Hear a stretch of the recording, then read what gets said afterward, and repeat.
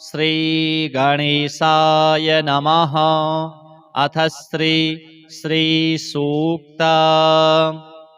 ॐ हिरण्यवर्णां हरिणीं सुवर्णरजतस्रजां चन्द्रां हिरण्मयीं लक्ष्मीं जातवेदो म आवह। तां म आवह जातवेदो लक्ष्मीमनपगामिनीं यस्यां हिरण्यं विन्देयं गामश्वं पुरुषानः। अश्वपूर्वां रथमध्यां हस्तिनादप्रबोधिनीं श्रियं देवीमुपभये। श्रीर्मा देवीरजुषतां कांसोऽस्मितां हिरण्यप्राकाराम् आर्द्रां ज्वलन्तीं तृप्तां तर्पयन्तीं पद्मे स्थितां पद्मवर्णां तामिहोपभये श्रियां चन्द्रां प्रभासां यशसा ज्वलन्तीं श्रियं लोके देवजुष्टामुदारां तां पद्मिनीमीं शरणमहं प्रपद्ये। लक्ष्मीर्मे नश्यतां त्वां वृणे आदित्यवर्णे तपसोऽधिजातो वनस्पतिस्तौ वृक्षोऽथ बिल्वः तस्य फलानि तपसा नुदन्तु मायान्तरायाश्च बाह्या अलक्ष्मीः। उपैतु मां देवसखः कीर्तिश्च मणिनाशः प्रादुर्भूतोऽस्मि राष्ट्रेऽस्मिन् कीर्तिमृद्धिं ददातु मे। क्षुत्पिपासामलां ज्येष्ठाम् अलक्ष्मीं नाशयाम्यहम् अभूतिं समृद्धिं च सर्वां निर्णुद मे गृहात्। गन्धद्वारां दुराधर्षां नित्यपुष्टां करीषिणीम् ईश्वरीं सर्वभूतानां तामिहोपभये श्रियां मनसः काममाकुतिं वाचः सत्यमसीमहि। पशूनां रूपमन्नस्य मयि श्रीः श्रयतां यशः कर्दमेन प्रजा भूता मयि सम्भव कर्दम। श्रियं वासय मे कुले मातरं पद्ममालिनीम् आपः सृजन्तु स्निग्धानि चिकलितवस मे गृहे निच देवीं मातरं श्रियं वासय मे कुले। आर्द्रां पुष्करिणीं पुष्टिं पिङ्गलां पद्ममालिनीं चन्द्रां हिरण्मयीं लक्ष्मीं जातवेदो म आवह। आर्द्रां यः करिणीं यष्टिं सुवर्णां हेममालिनीं सूर्यां हिरण्मयीं लक्ष्मीं जातवेदो म आवह। तां म आवह जातवेदो लक्ष्मीमनपगामिनीं यस्यां हिरण्यं प्रभूतं गावो दास्योऽश्वान् विन्देयं पुरुषानः। यः शुचिः प्रयतो भूत्वा जुहुयादाज्यमन्वहम् श्रियः पञ्चदशर्चं च श्रीकामः सततं जपेत्। अथ लक्ष्मी सूक्त। पद्मानने पद्मवि पद्मपत्रे पद्मप्रिये पद्मदलायताक्षी विश्वप्रिये विष्णुमनोनुकूले त्वत्पादपद्मं मयि सन्निधत्स्व। पद्मानने पद्म ऊरू पद्माक्षि पद्मसंभवे तन्मे भजसि पद्माक्षि येन सौख्यं लभाम्यहम्। अश्वदायी गोदायी धनदायी महाधने धनं मे जुषतां देवी सर्वकामाश्च देहि मे। पुत्रपौत्रधनं धान्यं हस्त्यश्वाश्वतरीरथं प्रजानां भवसि माता आयुष्मन्तं करोतु मे। धनमग्निर्धनं वायुर्धनं सूर्यो धनं वसुः धनमिन्द्रो बृहस्पतिर्वरुणो धनमश्विना वैनतेय सोमं पिबतु वृत्रः सोमं धनस्य सोमिनो मह्यं ददातु सोमिनः न क्रोधो न च मात्सर्यं न लोभो नाशुभा मतिः भवन्ति कृतपुण्यानां भक्त्या श्रीसूक्तजापिनां सरसिजनिलये सरोजहस्ते धवलतरांशुकगन्धमाल्यशोभे भगवति हरिवल्लभे मनोज्ञे त्रिभुवनभूतिकरि प्रसीद मह्यम् विष्णुपत्नीं क्षमां देवीं माधवीं माधवप्रियां लक्ष्मीं प्रियसखीं भूमिं नमाम्यच्युतवल्लभां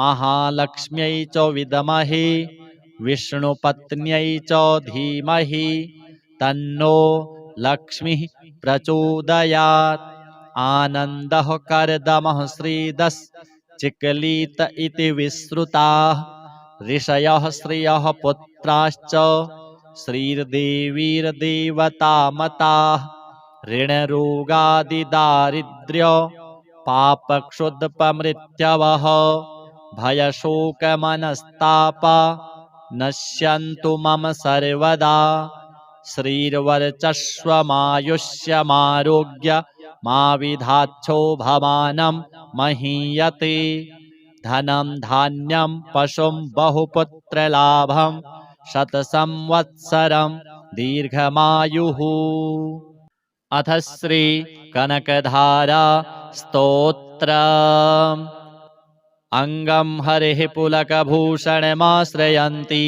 भृङ्गाङ्गनेव मुकुलाभरणं तमालम् अङ्गीकृताखिलविभूतिरपाङ्गलीला माङ्गल्यदास्तु मम मङ्गलदेवतायाः मुग्धा मुहुर्विदधति वदने मुरारिः प्रेमत्रपाप्रणिहितानि गतागतानि मालादृशोर्मधुकरीव महोत्पलेया सा मे श्रियं दिशतु सागरसम्भवायाः विश्वामरेन्द्रपदवीभ्रमदानदक्षम् आनन्दहेतुरधिकं मुरविदविशोऽपि ईशन्निषीदतु मयि क्षणमीक्षणार्धम् इन्दीवरोदरसहोदरमिन्दिरायाः आमीलिताक्षमधिगम्य मुदा मुकुन्दम् आनन्दकन्दमनिमेषमनङ्गतन्त्रम् आकेकरस्थितकनीनिकपक्ष्मनेत्रम् भूत्यै भवेन्मम भुजङ्गशयाङ्गनायाः बाहुवन्तरे मधुजितः श्रितकौस्तुभेया हारावलीव हरिनीलमयी विभाति कामप्रदा भगवतोऽपि कटाक्षमाला कल्याणमावहतु मे कमलालयायाः कालाम्बुदालिललितो रसिकैटभारिः धाराधरे स्फुरति या तडिदङ्गनेव मातुः समस्तजगतां महनीयमूर्तिः भद्राणि मे दिशतु भार्गवनन्दनाय प्राप्तं पदं प्रथमतः खलु यत्प्रभावात् माङ्गल्यभाजि मधुमाथिनि मन्मथेन मय्यापतित्तदिह मन्थरमीक्षणार्धं मन्दालसं च मकरालयकन्यकायाः दद्याद्दयानुपवनो द्रविणाम्बुधाराम् अस्मिन्न किञ्चन विहङ्गशिशौ विषण्णे दुष्कर्म घर्ममपनीय चिराय दूरं नारायण प्रणयिनी नयनाम्बुवाह इष्टाविशिष्टमतयोऽपि यया दयार्द्र दृष्ट्या त्रिविष्टपपदं सुलभं लभन्ते दृष्टिः प्रहृष्टकमलोदरदीप्तिरिष्टां पुष्टिं कृषिष्ट मम पुष्करविष्टरायाः गीर्देवतीति गरुडध्वजसुन्दरीति शाकम्भरीति शशिशेखरवल्लभेति सृष्टिस्थितिप्रलयकेलिषु संस्थितायै तस्यै नमस्त्रिभुवनैकगुरुस्तरुण्यै श्रुत्यै नमोऽस्तु शुभकर्मफलप्रसूत्यै रत्यै नमोऽस्तु रमणीयगुणार्णवायै शक्त्यै नमोऽस्तु शतपत्रनिकेतनायै पुष्ट्यै नमोऽस्तु पुरुषोत्तमवल्लभायै नमोऽस्तु नालीकनिभाननायै नमोऽस्तु दुग्धोदधिजन्मभूम्यै नमोऽस्तु सोमामृतसोदरायै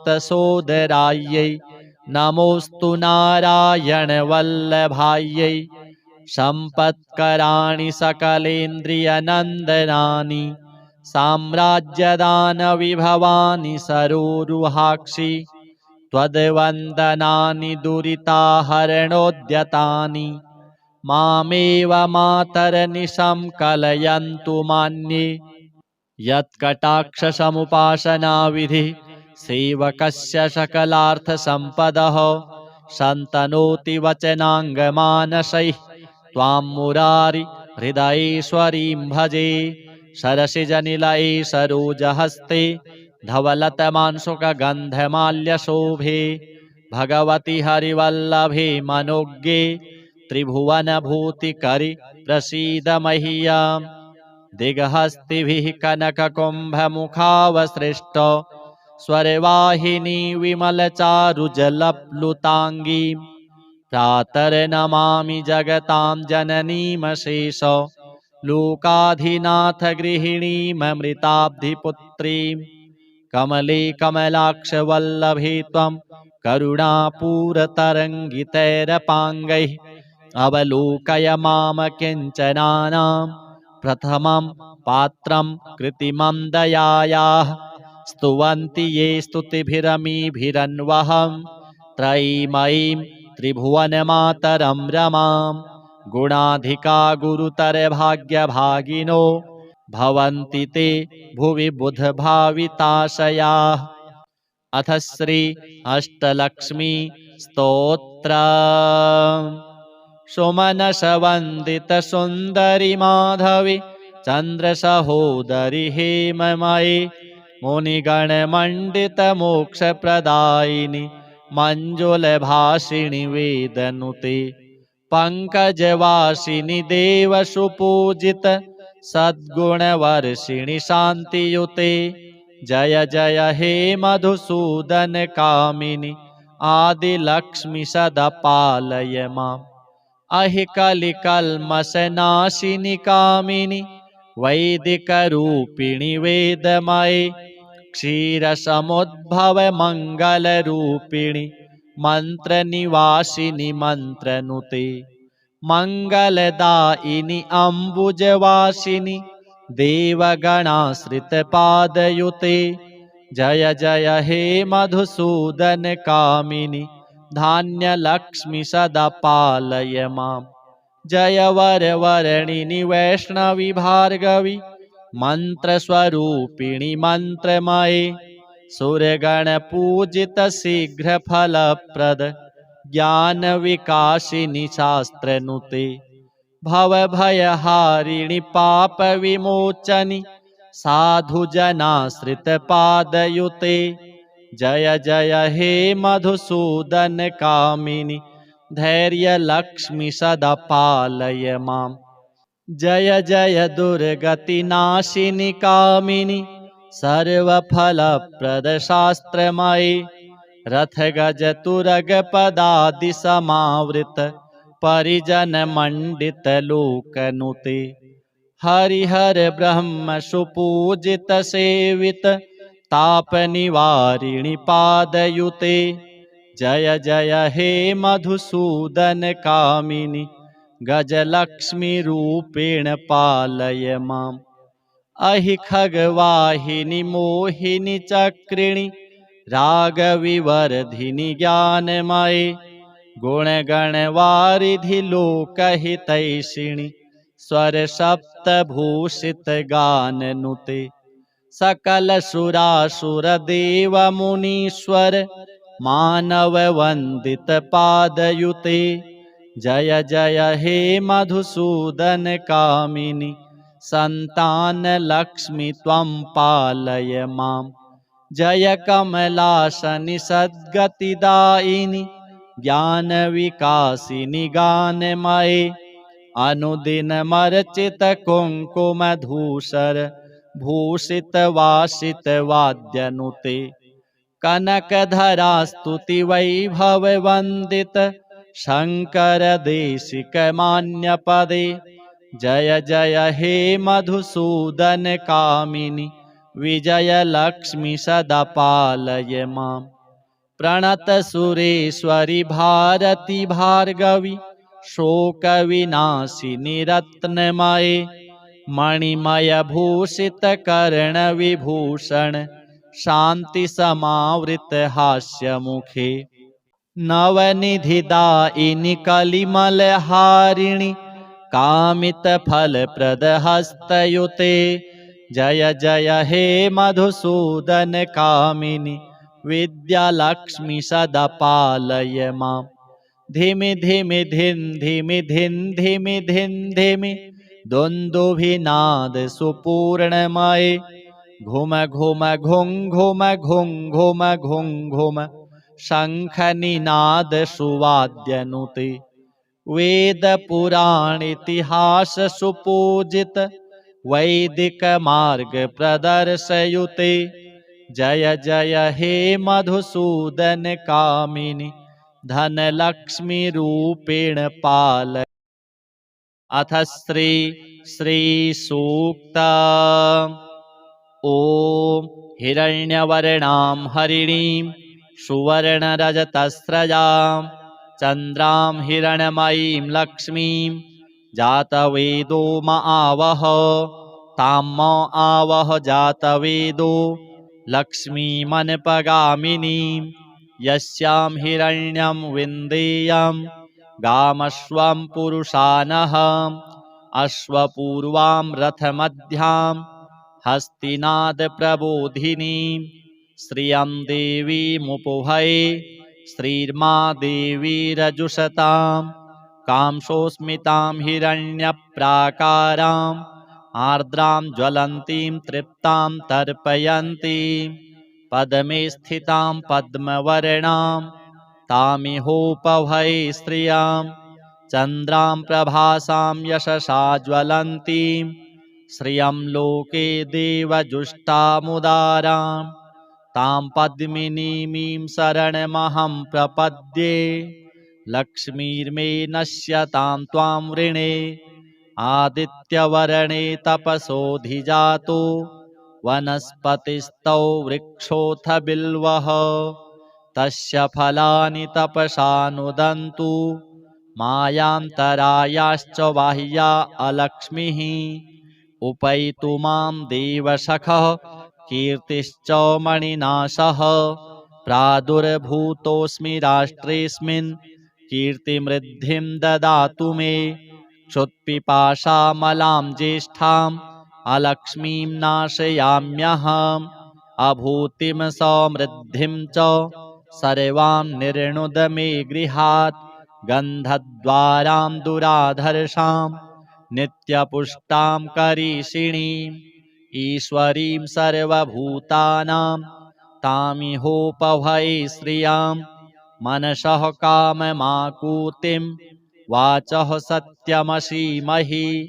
पशूनां रूपमन्नस्य मयि श्रीः श्रयतां यशः।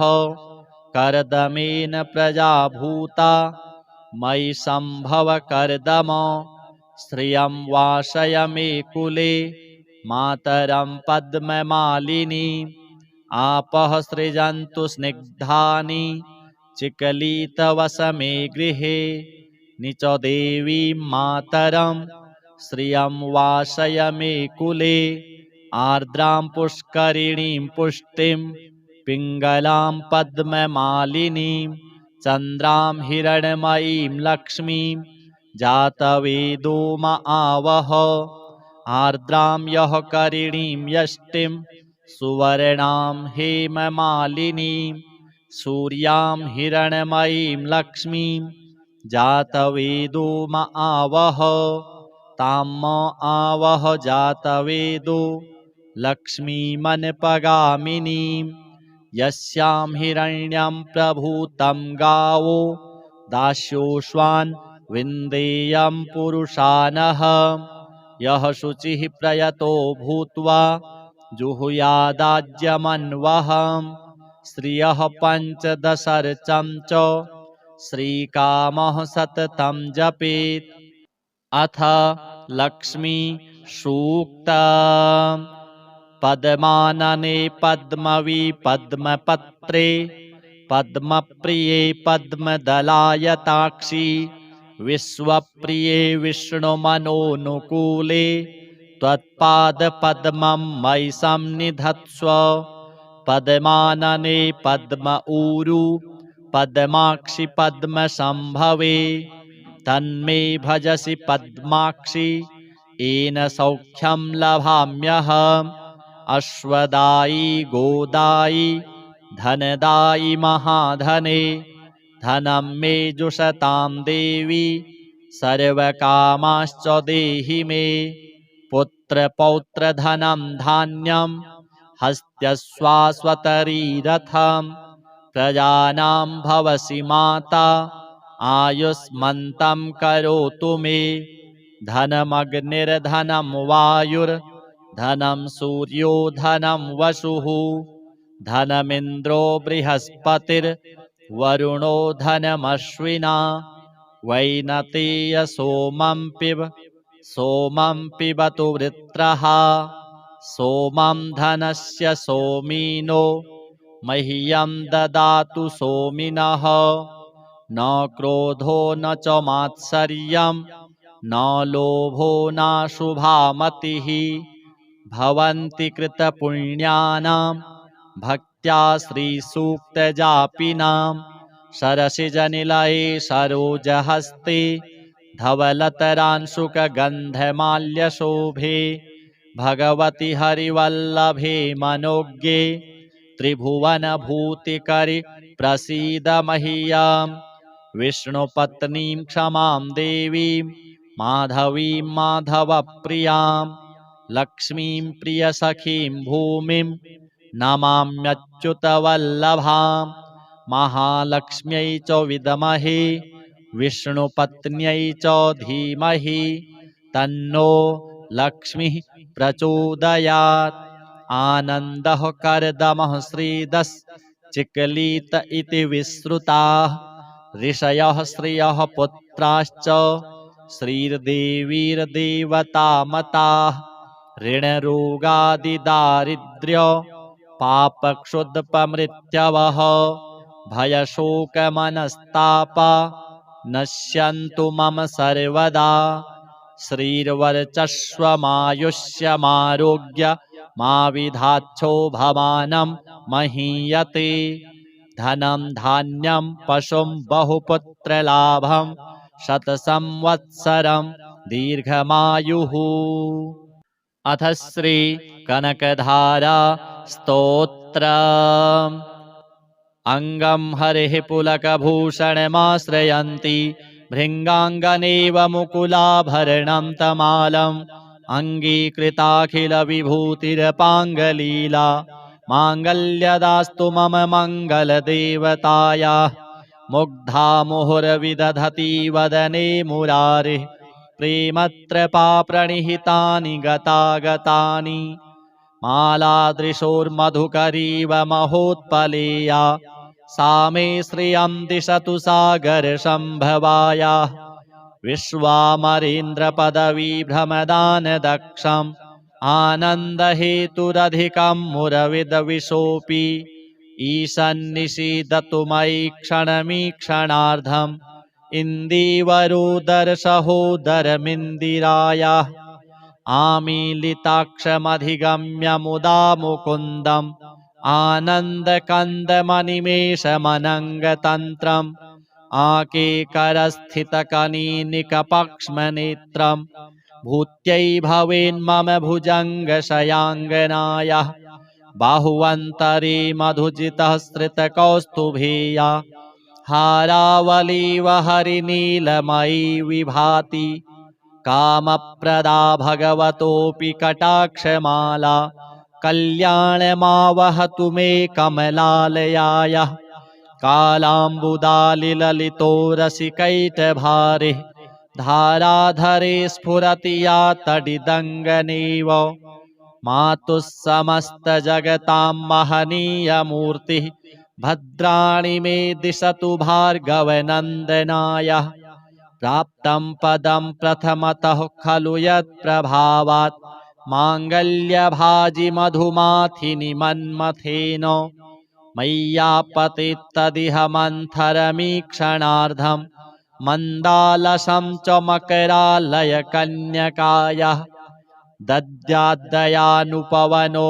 द्रविणाम्बुधाराम् अस्मिन्न किञ्चन विहङ्गशिशौ विषण्णे दुष्कर्म घर्ममपनीय चिराय दूरं नारायणप्रणयिनी नयनाम्बुवाह इष्टाविशिष्टमतयोऽपि यया दयार्द्र दृष्ट्या त्रिविष्टपपदं सुलभं लभन्ते दृष्टिः प्रहृष्टकमलोदरदीप्तिरिष्टां पुष्टिं कृषिष्ट मम पुष्करविष्टरायाः गीर्देवतीति गरुडध्वजसुन्दरीति शाकम्भरीति शशिशेखरवल्लभेति सृष्टिस्थितिप्रलयकेलिषु संस्थितायै तस्यै नमस्त्रिभुवनैकगुरोस्तरुण्यै श्रुत्यै नमोऽस्तु शुभकर्मफलप्रसूत्यै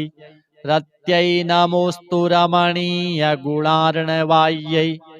शक्त्यै नमोऽस्तु शतपत्रनिकेतनायै पुष्ट्यै नमोऽस्तु पुरुषोत्तमवल्लभायै नमोऽस्तु नालीकनिभाननायै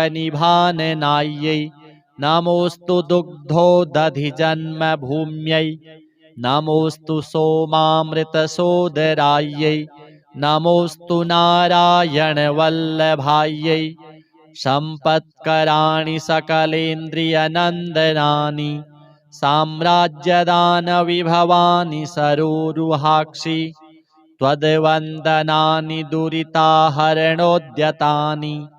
मामेव मातरनिशं कलयन्तु मान्ये यत्कटाक्षसमुपासनाविधिः सेवकस्य सकलार्थसम्पदः सन्तनोति वचनाङ्गमानसैः त्वां मुरारि हृदयेश्वरीं भजे सरसिजनिलये सरोजहस्ते धवलतमांशुकगन्धमाल्यशोभे भगवति हरिवल्लभे मनोज्ञे त्रिभुवनभूतिकरि प्रसीद मह्यम् दिग्हस्तिभिः कनककुम्भमुखावसृष्ट स्वरवाहिनी विमलचारुजलप्लुताङ्गीं प्रातर्नमामि जगतां जननीमशेष लोकाधिनाथ गृहिणीममृताब्धिपुत्रीं कमले कमलाक्षवल्लभे त्वं करुणापूरतरङ्गितैरपाङ्गैः अवलोकय माम किञ्चनानां प्रथमं पात्रं कृतिमं दयायाः स्तुवन्ति ये स्तुतिभिरमीभिरन्वहं त्रयीमयीं त्रिभुवनमातरं रमां गुणाधिका गुरुतरभाग्यभागिनो भवन्ति ते भुवि बुधभाविताशयाः अथ श्री अष्टलक्ष्मी स्तोत्रम् सुमनसवन्दितसुन्दरि माधवी चन्द्रसहोदरि हेममयि मुनिगणमण्डितमोक्षप्रदायिनि मञ्जुलभाषिणि वेदनुते पङ्कजवासिनि देवसुपूजित सद्गुणवर्षिणि शान्तियुते जय जय हे मधुसूदन कामिनि आदिलक्ष्मि सदा पालय माम् अहि कलिकल्मषनाशिनि कामिनि वैदिकरूपिणि वेदमये क्षीरसमुद्भव मङ्गलरूपिणि मन्त्रनिवासिनि मन्त्रनुते मङ्गलदायिनि अम्बुजवासिनि देवगणाश्रितपादयुते जय जय हे मधुसूदन कामिनि धान्यलक्ष्मी सदा पालय माम्। जय वरवर्णिनि वैष्णवी भार्गवी मन्त्रस्वरूपिणि मन्त्रमये सुरगणपूजित शीघ्रफलप्रद ज्ञानविकासिनि शास्त्रनुते भवभयहारिणि पापविमोचनि साधुजनाश्रितपादयुते जय जय हे मधुसूदन कामिनि धैर्यलक्ष्मी सदा पालय माम्। जय जय दुर्गतिनाशिनि कामिनि सर्वफलप्रदशास्त्रमये रथगजतुरगपदादिसमावृत परिजनमण्डितलोकनुते हरिहर ब्रह्म सुपूजित सेवित तापनिवारिणि पादयुते जय जय हे मधुसूदन कामिनि गजलक्ष्मी रूपेण पालय माम्।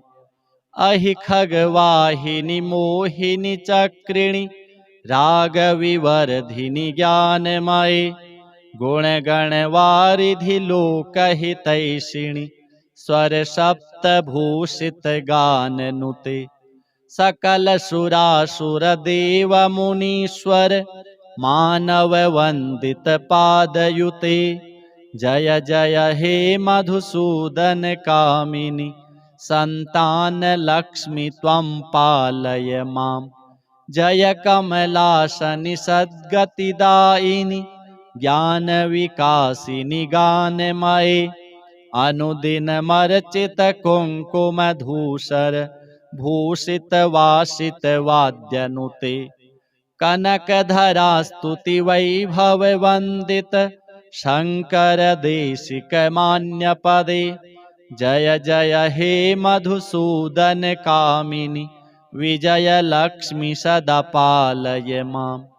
प्रणतसुरेश्वरि भारती भार्गवी शोकविनाशिनि रत्नमये मणिमयभूषितकर्णविभूषण शान्तिसमावृत हास्यमुखे नवनिधिदायिनि कलिमलहारिणि कामितफलप्रदहस्तयुते जय जय हे मधुसूदन कामिनि विद्यालक्ष्मी सदा पालय माम्।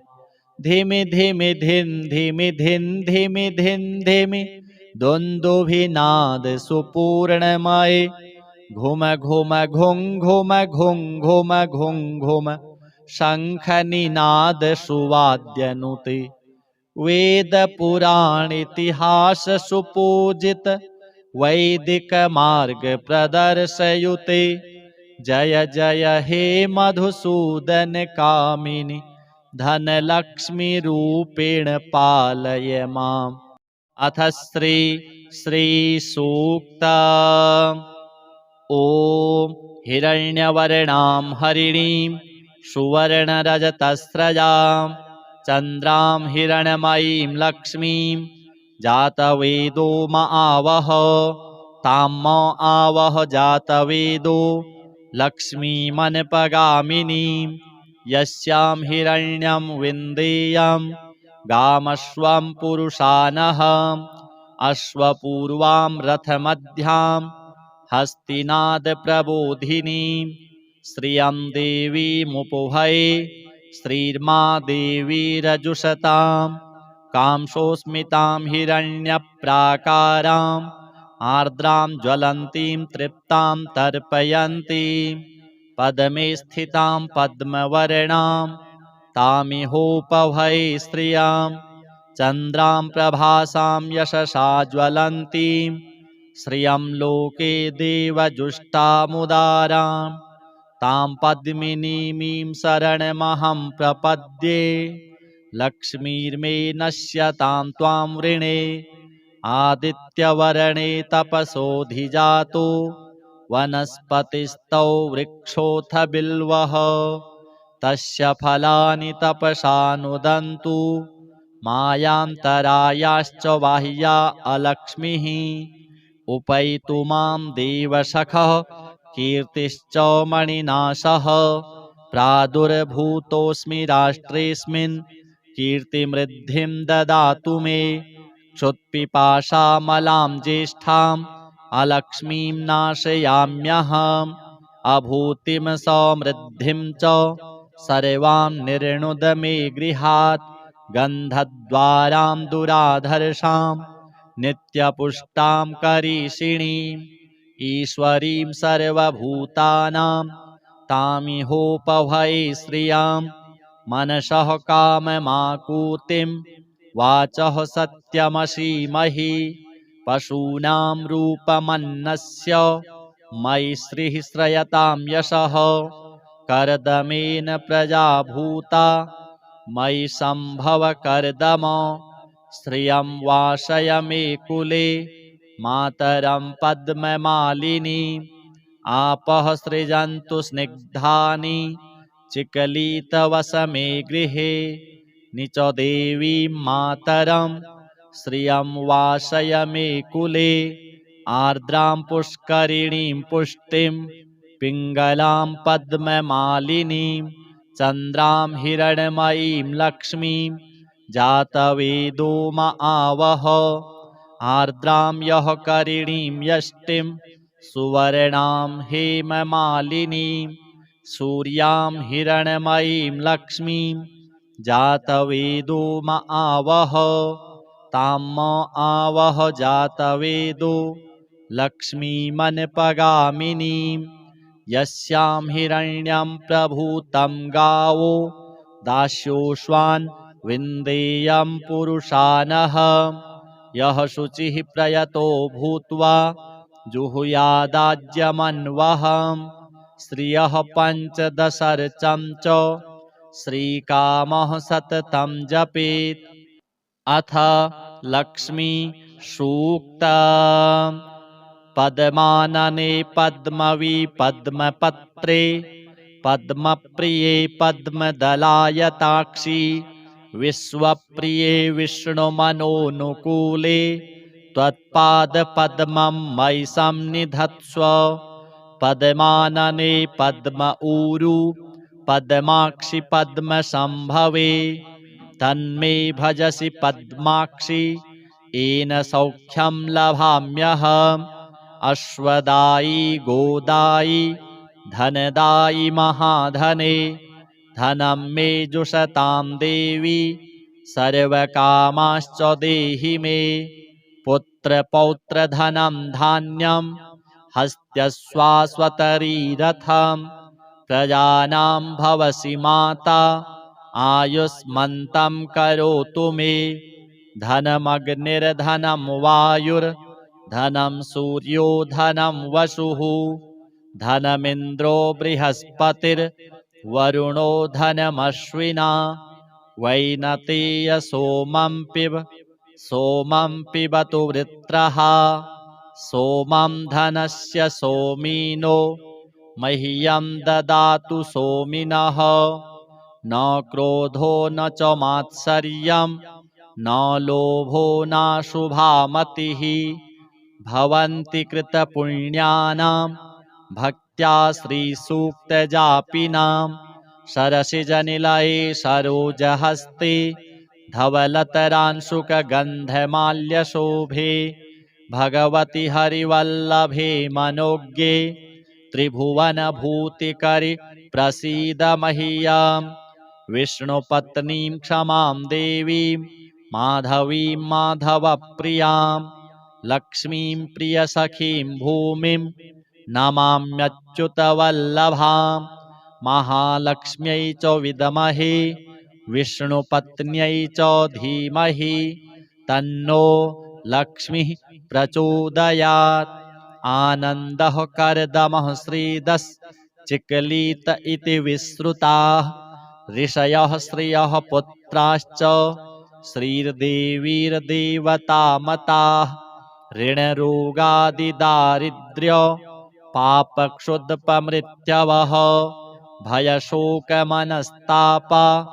नश्यन्तु मम सर्वदा श्रीर्वर्चस्वमायुष्यमारोग्य मा विधाच्छो भवानं महीयते धनं धान्यं पशुं बहुपुत्रलाभं शतसंवत्सरं दीर्घमायुः। अथ श्री कनकधारा स्तोत्र। अङ्गं हरिः पुलकभूषणमाश्रयन्ति भृङ्गाङ्गनेव मुकुलाभरणं तमालम् अङ्गीकृताखिलविभूतिरपाङ्गलीला माङ्गल्यदास्तु मम मङ्गलदेवतायाः। मुग्धा मुहुर्विदधति वदने मुरारिः प्रेमत्रपाप्रणिहितानि गतागतानि। मालादृशोर्मधुकरीव महोत्पलेया सा मे श्रियं दिशतु सागरसम्भवायाः। विश्वामरेन्द्रपदवीभ्रमदानदक्षम् आनन्दहेतुरधिकं मुरविदविशोऽपि ईशन्निषीदतु मयि क्षणमीक्षणार्धम् इन्दीवरोदरसहोदरमिन्दिरायाः। आमीलिताक्षमधिगम्य मुदा मुकुन्दम् आनन्दकन्दमनिमेषमनङ्गतन्त्रम् आकेकरस्थितकनीनिकपक्ष्मनेत्रम् भूत्यै भवेन्मम भुजङ्गशयाङ्गनायाः। बाहुवन्तरे मधुजितः श्रितकौस्तुभेया हारावलीव हरिनीलमयी विभाति। कामप्रदा भगवतोऽपि कटाक्षमाला कल्याणमावहतु मे कमलालयायाः। कालाम्बुदालिललितो रसिकैटभारिः धाराधरे स्फुरति या तडिदङ्गनेव। मातुः समस्तजगतां महनीयमूर्तिः भद्राणि मे दिशतु भार्गवनन्दनायाः। प्राप्तं पदं प्रथमतः खलु यत्प्रभावात् माङ्गल्यभाजि मधुमाथिनि मन्मथेन। मय्यापतित्तदिह मन्थरमीक्षणार्धं मन्दालसं च मकरालयकन्यकायाः। दद्याद्दयानुपवनो द्रविणाम्बुधाराम् अस्मिन्न किञ्चन विहङ्गशिशौ विषण्णे। दुष्कर्म घर्ममपनीय चिराय दूरं नारायणप्रणयिनी नयनाम्बुवाः।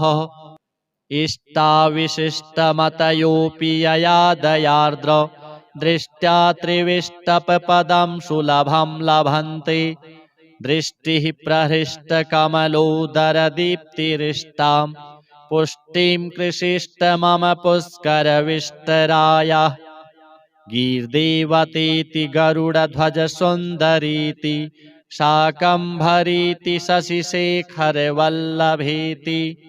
सृष्टिस्थितिप्रलयकेलिषु संस्थितायै तस्यै नमस्त्रिभुवनैकगुरोस्तरुण्यै। श्रुत्यै नमोऽस्तु शुभकर्मफलप्रसूत्यै रत्यै नमोऽस्तु रमणीयगुणार्णवायै। शक्त्यै नमोऽस्तु शतपत्रनिकेतनायै पुष्ट्यै नमोऽस्तु पुरुषोत्तमवल्लभायै।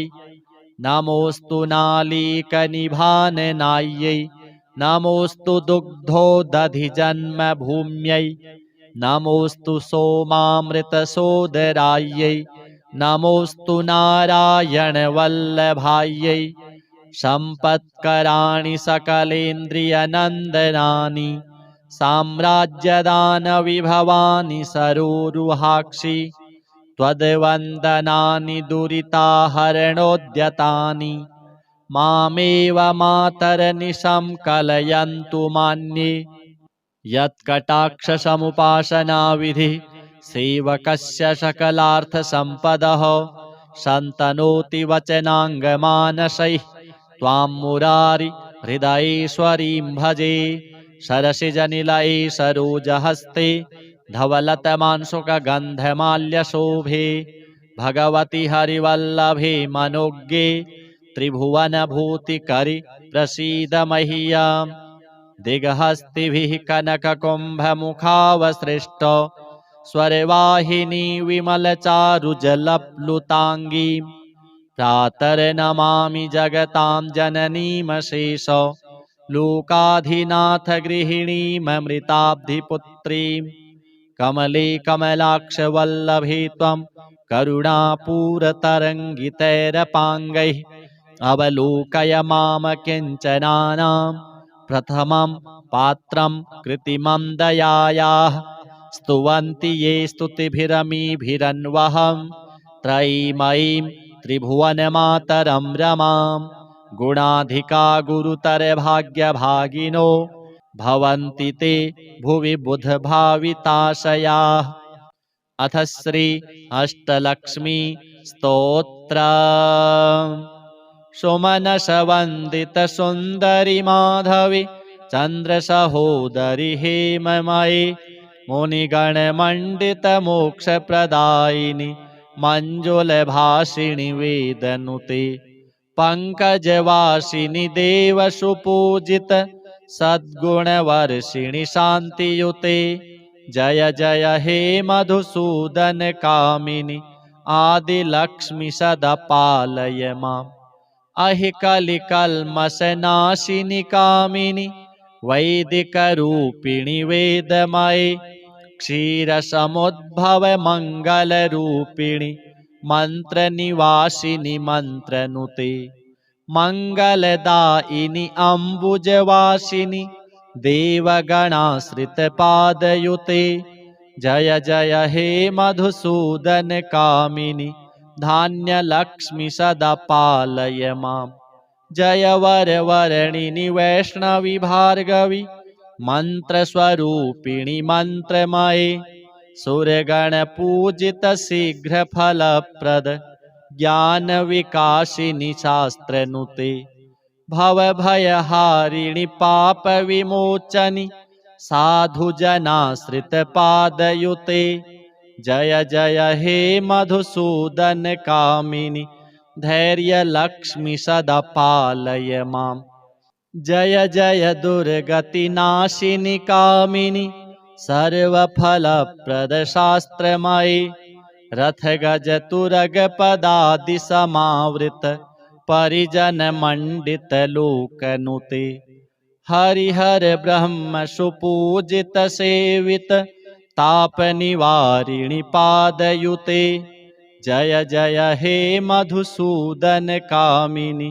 गजलक्ष्मी रूपेण पालय माम् अहि खगवाहिनि मोहिनि चक्रिणि रागविवर्धिनि ज्ञानमये गुणगणवारिधि लोकहितैषिणि स्वरसप्तभूषित गाननुते सकलसुरासुरदेवमुनीश्वर मानववन्दित पादयुते जय जय हे मधुसूदन कामिनि सन्तानलक्ष्मि त्वं पालय माम् जय कमलासनि सद्गतिदायिनि ज्ञानविकासिनि गानमये अनुदिनमर्चित कुङ्कुमधूसर भूषित वासित वाद्यनुते कनकधरा स्तुति वैभव वन्दित शङ्कर देशिक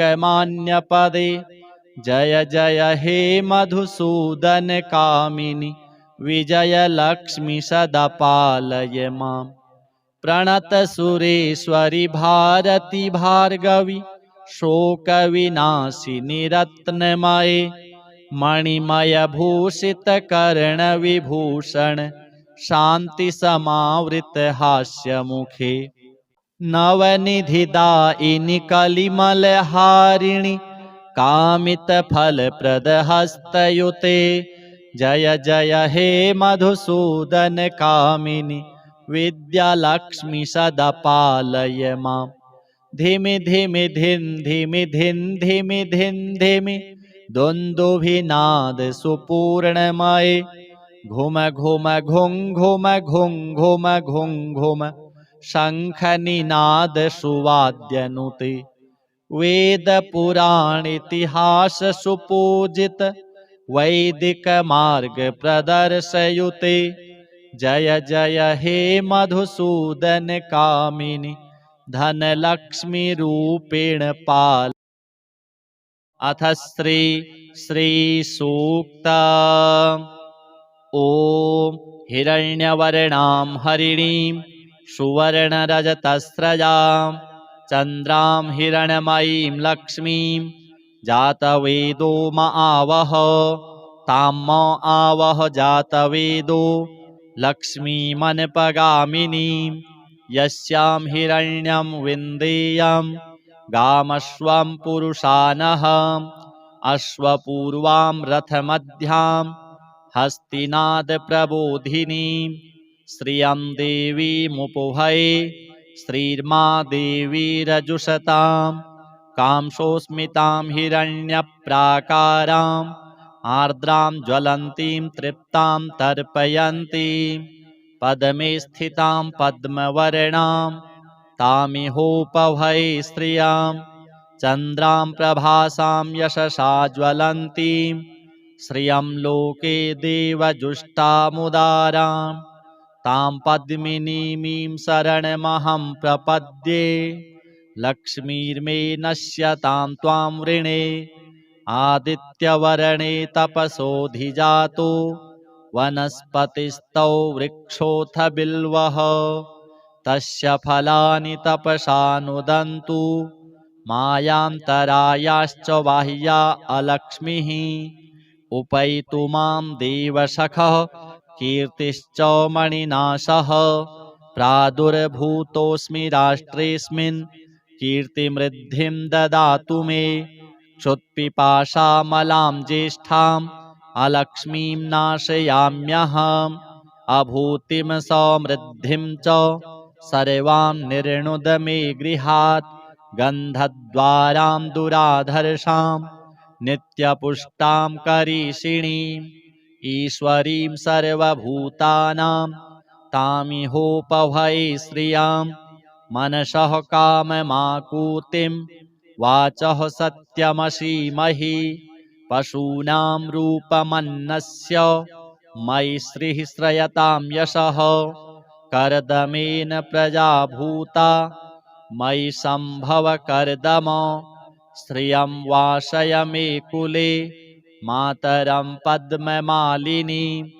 आपः सृजन्तु स्निग्धानि चिकलितवस मे गृहे।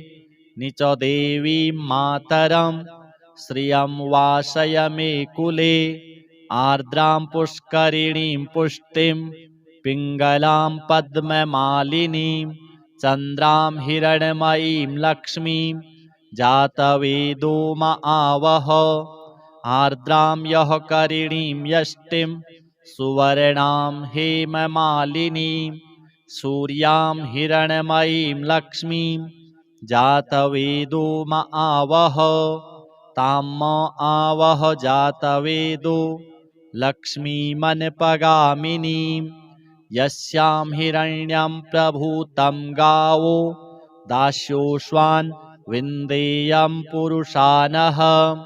यः शुचिः प्रयतो भूत्वा जुहुयादाज्यमन्वहम्। श्रियः पञ्चदशर्चं च श्रीकामः सततं जपेत्। अथ लक्ष्मी सूक्त। पद्मानने पद्मवी पद्मपत्रे पद्मप्रिये पद्मदलायताक्षी। विश्वप्रिये विष्णुमनोनुकूले त्वत्पादपद्मं मयि संनिधत्स्व। पद्मानने पद्म ऊरू पद्माक्षि पद्मसंभवे। तन्मे भजसि पद्माक्षि येन सौख्यं लभाम्यहम्।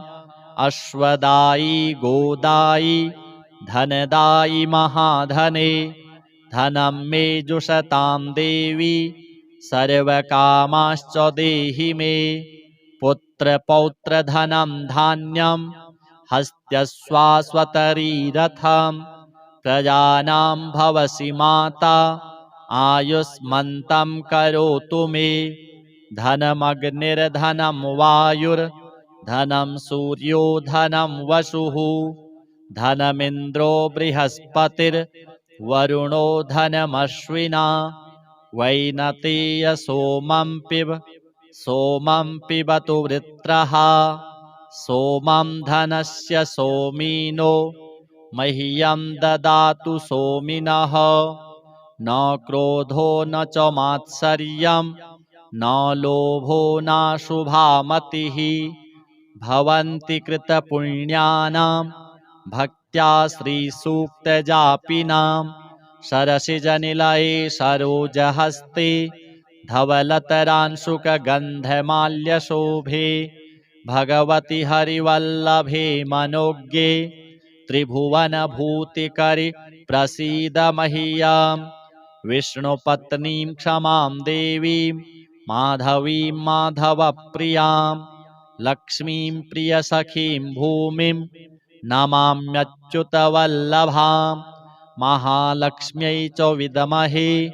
विष्णुपत्न्यै च धीमहि तन्नो लक्ष्मीः प्रचोदयात् आनन्दः कर्दमः श्रीदश्चिक्लीत इति विश्रुताः ऋषयः श्रियः पुत्राश्च श्रीर्देवीर्देवतामताः ऋणरोगादिदारिद्र्य पापक्षुद्पमृत्यवः भयशोकमनस्तापा नश्यन्तु मम सर्वदा श्रीर्वर्चस्वमायुष्यमारोग्यमाविधाच्छो भवानं महीयते धनं धान्यं पशुं बहुपुत्रलाभं शतसंवत्सरं दीर्घमायुः।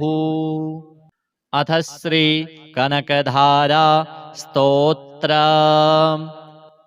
अंगं हरिः पुलकभूषणमाश्रयन्ति भृङ्गाङ्गनेव मुकुलाभरणं तमालम् अङ्गीकृताखिलविभूतिरपाङ्गलीला माङ्गल्यदास्तु मम मङ्गलदेवतायाः मुग्धा मुहुर्विदधति वदने मुरारिः प्रेमत्रपाप्रणिहितानि गतागतानि मालादृशोर्मधुकरीव महोत्पलेया सा मे श्रियं दिशतु सागरसम्भवायाः विश्वामरेन्द्रपदवीभ्रमदानदक्षम् आनन्दहेतुरधिकं मुरविदविशोऽपि ईशन्निषीदतु मयि क्षणमीक्षणार्धम् इन्दीवरोदरसहोदरमिन्दिरायाः आमीलिताक्षमधिगम्य मुदा मुकुन्दम् आनन्दकन्दमनिमेषमनङ्गतन्त्रम् आकेकरस्थितकनीनिकपक्ष्मनेत्रम् भूत्यै भवेन्मम भुजङ्गशयाङ्गनायाः बाहुवन्तरे मधुजितः श्रितकौस्तुभेया हारावलीव हरिनीलमयी विभाति कामप्रदा भगवतोऽपि कटाक्षमाला कल्याणमावहतु मे कमलालयायाः कालाम्बुदालिललितो रसिकैटभारे धाराधरे स्फुरति या तडिदङ्गनेव मातुः समस्तजगतां महनीयमूर्तिः भद्राणि मे दिशतु भार्गवनन्दनाय प्राप्तं पदं प्रथमतः खलु यत्प्रभावात् माङ्गल्यभाजि मधुमाथिनि मन्मथेन मय्यापतित्तदिह मन्थरमीक्षणार्धं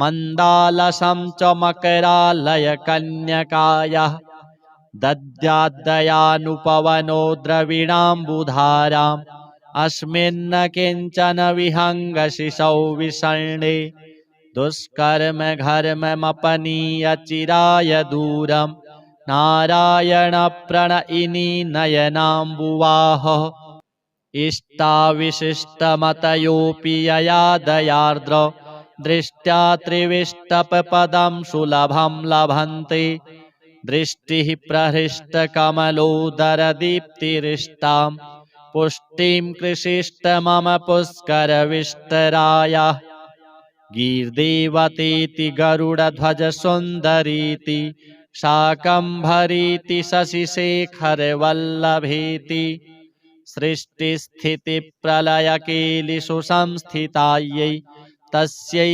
नमस्त्रिभुवनैकगुरोस्तरुण्यै श्रुत्यै नमोऽस्तु शुभकर्मफलप्रसूत्यै रत्यै नमोऽस्तु रमणीयगुणार्णवायै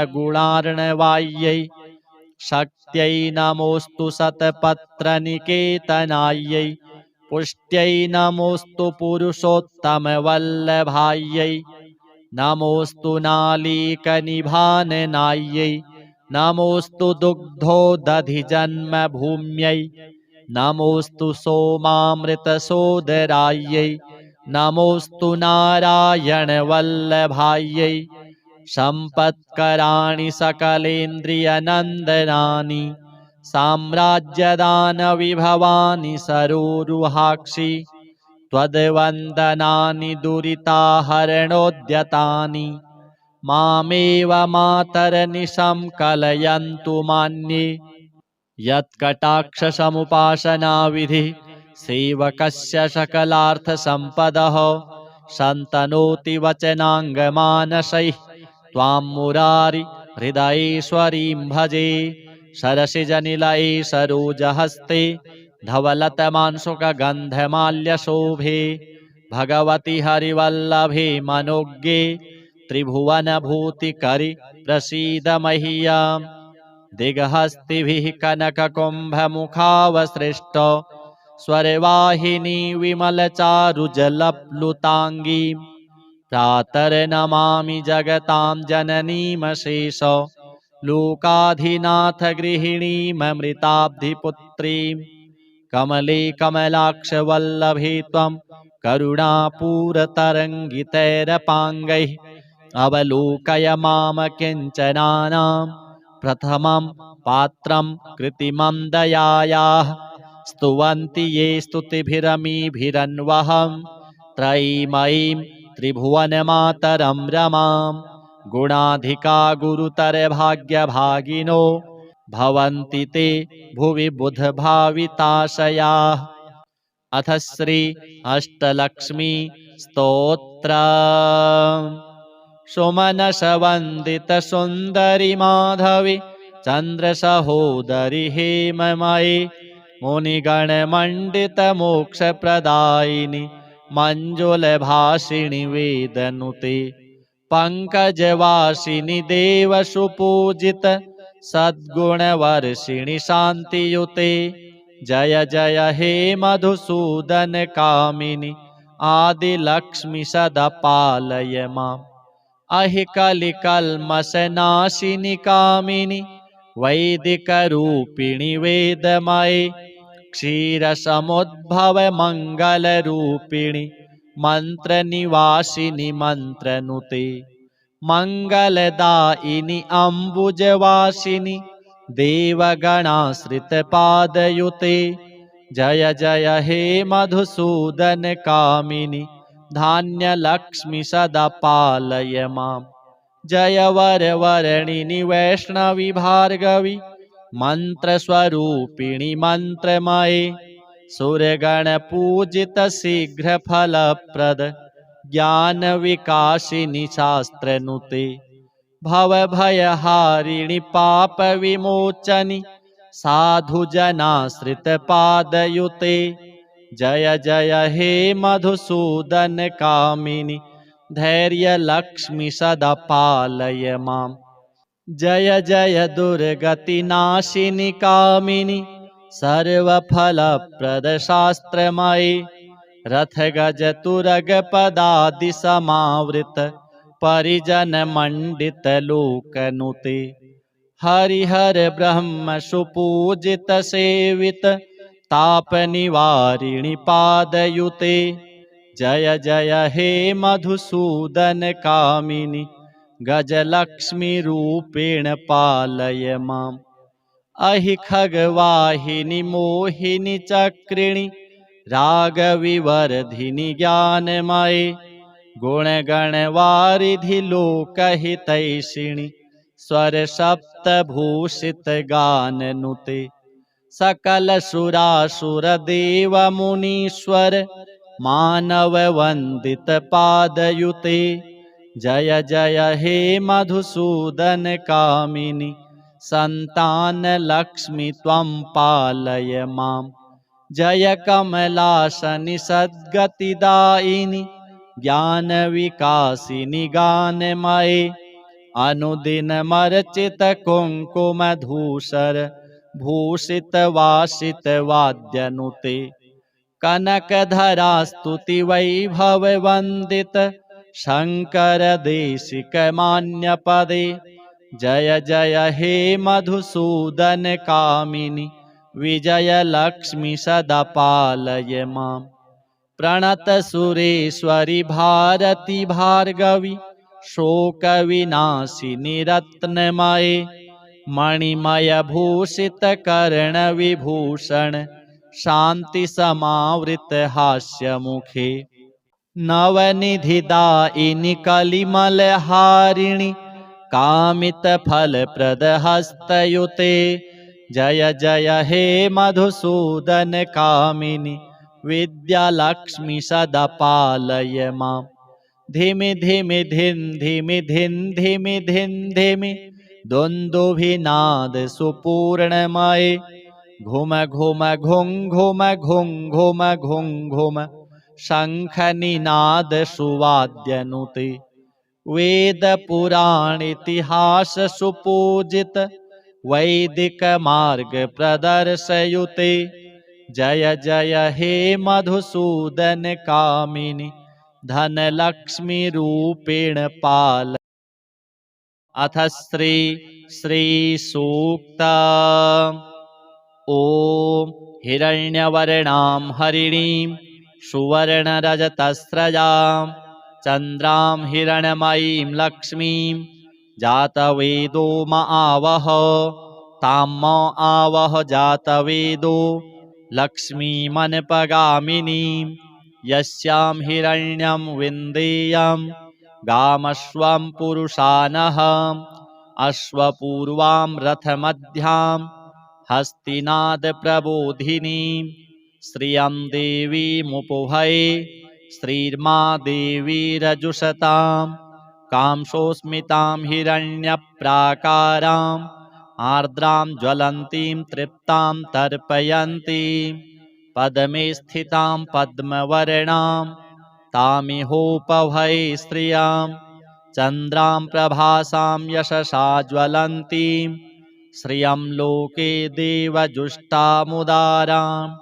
तां पद्मिनीमीं शरणमहं प्रपद्ये लक्ष्मीर्मे नश्यतां त्वां वृणे आदित्यवर्णे तपसोऽधिजातो वनस्पतिस्तौ वृक्षोऽथ बिल्वः तस्य फलानि तपसा नुदन्तु मायान्तरायाश्च बाह्या अलक्ष्मीः उपैतु मां देवसखः कीर्तिश्च मणिनाशः प्रादुर्भूतोऽस्मि राष्ट्रेऽस्मिन् कीर्तिमृद्धिं ददातु मे क्षुत्पिपासामलां ज्येष्ठाम् अलक्ष्मीं नाशयाम्यहम् अभूतिं समृद्धिं च सर्वां निर्णुद मे गृहात् गन्धद्वारां दुराधर्षां नित्यपुष्टां करीषिणीम् ईश्वरीं सर्वभूतानां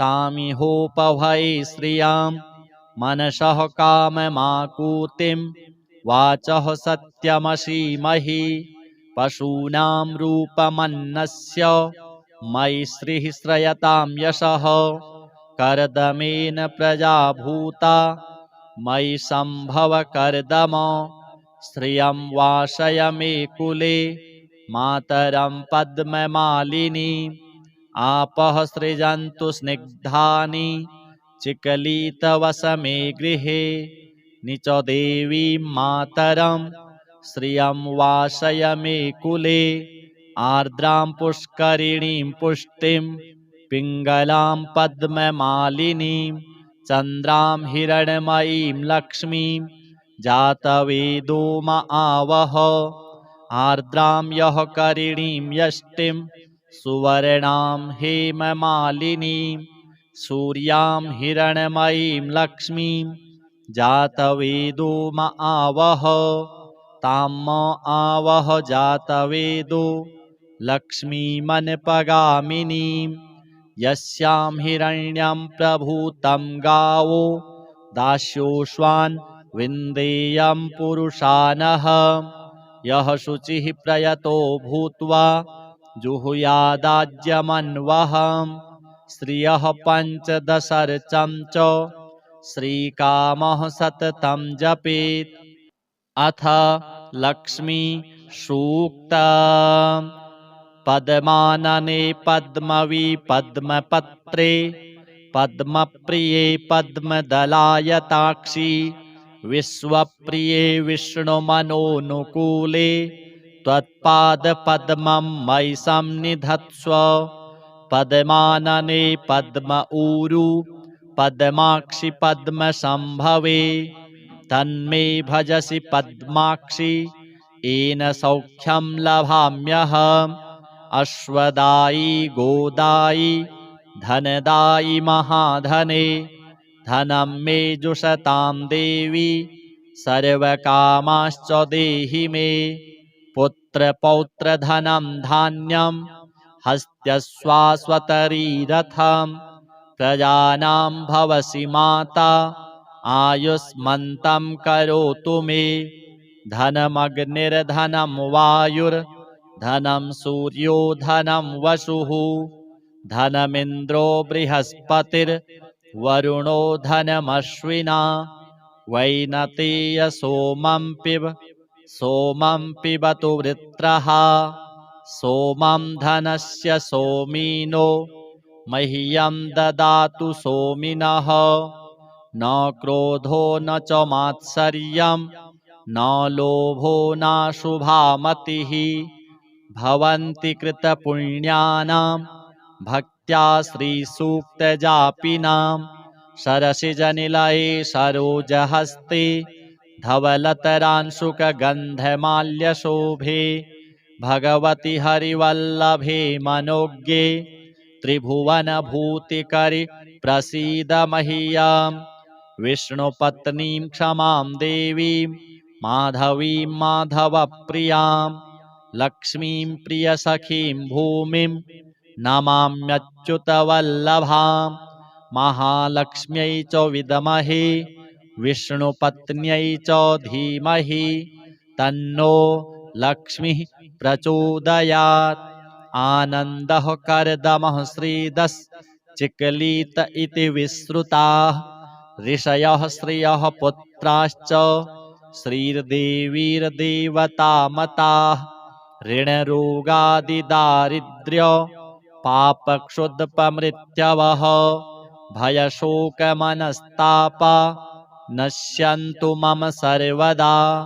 श्रीर्वर्चस्वमायुष्यमारोग्यमाविधाच्छोभमानं महीयते धनं धान्यं पशुं बहुपुत्रलाभं शतसंवत्सरं दीर्घमायुः।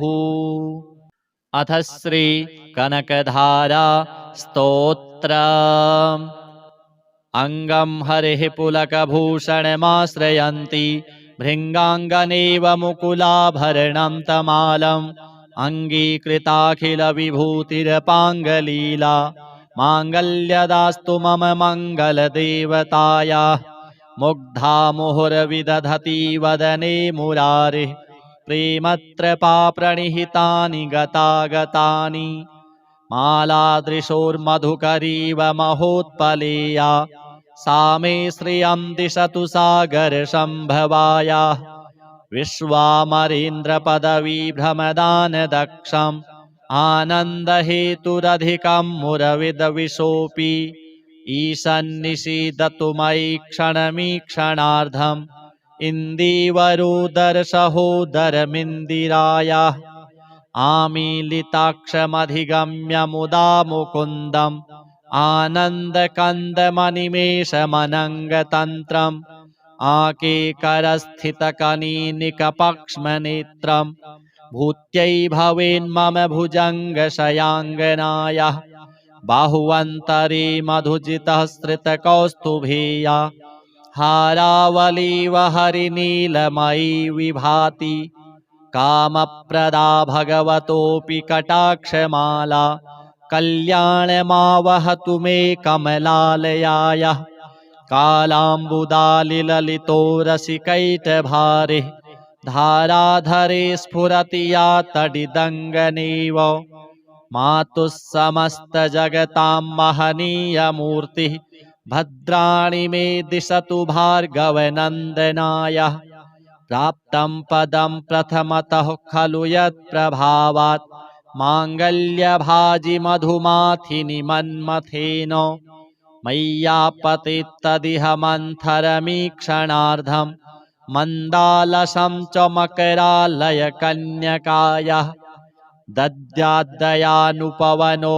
द्रविणाम्बुधाराम् अस्मिन्न किञ्चन विहङ्गशिशौ विषण्णे दुष्कर्म घर्ममपनीय चिराय दूरं नारायण प्रणयिनी नयनाम्बुवाह इष्टाविशिष्टमतयोऽपि यया दयार्द्र दृष्ट्या त्रिविष्टपपदं सुलभं लभन्ते दृष्टिः प्रहृष्टकमलोदरदीप्तिरिष्टां पुष्टिं कृषिष्ट मम पुष्करविष्टरायाः गीर्देवतीति गरुडध्वजसुन्दरीति शाकम्भरीति शशिशेखरवल्लभेति सृष्टिस्थितिप्रलयकेलिषु संस्थितायै तस्यै नमस्त्रिभुवनैकगुरोस्तरुण्यै श्रुत्यै नमोऽस्तु शुभकर्मफलप्रसूत्यै रत्यै नमोऽस्तु रमणीयगुणार्णवायै शक्त्यै नमोऽस्तु शतपत्रनिकेतनायै पुष्ट्यै नमोऽस्तु पुरुषोत्तमवल्लभायै नमोऽस्तु नालीकनिभाननायै नमोऽस्तु दुग्धोदधिजन्मभूम्यै नमोऽस्तु सोमामृतसोदरायै नमोऽस्तु नारायणवल्लभायै सम्पत्कराणि सकलेन्द्रियनन्दनानि साम्राज्यदानविभवानि सरोरुहाक्षि त्वद्वन्दनानि दुरिताहरणोद्यतानि मामेव मातरनिशं कलयन्तु मान्ये यत्कटाक्षसमुपासनाविधिः सेवकस्य सकलार्थसम्पदः सन्तनोति वचनाङ्गमानसैः त्वां मुरारि हृदयेश्वरीं भजे सरसिजनिलये सरोजहस्ते धवलतमांशुकगन्धमाल्यशोभे भगवति हरिवल्लभे मनोज्ञे त्रिभुवनभूतिकरि प्रसीद मह्यम् दिग्हस्तिभिः कनककुम्भमुखावसृष्ट स्वरवाहिनी विमलचारुजलप्लुताङ्गीं प्रातर्नमामि जगतां जननीमशेष लोकाधिनाथ गृहिणीममृताब्धिपुत्रीं कमले कमलाक्षवल्लभे त्वं करुणापूरतरङ्गितैरपाङ्गैः अवलोकय माम किञ्चनानां प्रथमं पात्रं कृतिमं दयायाः स्तुवन्ति ये स्तुतिभिरमीभिरन्वहं त्रयीमयीं त्रिभुवनमातरं रमां गुणाधिका गुरुतरभाग्यभागिनो भवन्ति ते भुवि बुधभाविताशयाः अथ श्री अष्टलक्ष्मी स्तोत्रम् सुमनसवन्दितसुन्दरि माधवी चन्द्रसहोदरि हेममयि मुनिगणमण्डितमोक्षप्रदायिनि मञ्जुलभाषिणि वेदनुते पङ्कजवासिनि देवसुपूजित सद्गुणवर्षिणि शान्तियुते जय जय हे मधुसूदन कामिनि आदिलक्ष्मि सदा पालय माम् अहि कलिकल्मषनाशिनि कामिनि वैदिकरूपिणि वेदमये क्षीरसमुद्भव मङ्गलरूपिणि मन्त्रनिवासिनि मन्त्रनुते मङ्गलदायिनि अम्बुजवासिनि देवगणाश्रितपादयुते जय जय हे मधुसूदन कामिनि धान्यलक्ष्मी सदा पालय माम्। जय वरवर्णिनि वैष्णवी भार्गवी मन्त्रस्वरूपिणि मन्त्रमये सुरगणपूजित शीघ्रफलप्रद ज्ञानविकासिनि शास्त्रनुते भवभयहारिणि पापविमोचनि साधुजनाश्रितपादयुते जय जय हे मधुसूदन कामिनि धैर्यलक्ष्मी सदा पालय माम्। जय जय दुर्गतिनाशिनि कामिनि सर्वफलप्रदशास्त्रमयि रथगजतुरगपदादिसमावृत परिजनमण्डितलोकनुते हरिहर ब्रह्म सुपूजित सेवित तापनिवारिणि पादयुते जय जय हे मधुसूदन कामिनि गजलक्ष्मी रूपेण पालय माम्। अहि खगवाहिनि मोहिनि चक्रिणि रागविवर्धिनि ज्ञानमये गुणगणवारिधि लोकहितैषिणि स्वरसप्तभूषितगाननुते सकलसुरासुरदेवमुनीश्वर मानववन्दितपादयुते जय जय हे मधुसूदन कामिनि सन्तानलक्ष्मी त्वं पालय माम्। जय कमलासनि सद्गतिदायिनि ज्ञानविकासिनि गानमये अनुदिनमर्चित कुङ्कुमधूसर भूषितवासितवाद्यनुते कनकधरा स्तुतिवैभववन्दित शङ्कर देशिकमान्यपदे जय जय हे मधुसूदन कामिनि विजयलक्ष्मी सदा पालय माम्। प्रणतसुरेश्वरि भारती भार्गवी शोकविनाशिनि रत्नमये मणिमयभूषितकर्णविभूषण शान्तिसमावृत हास्यमुखे नवनिधिदायिनि कलिमलहारिणि कामितफलप्रदहस्तयुते जय जय हे मधुसूदन कामिनि विद्यालक्ष्मी सदा पालय माम्।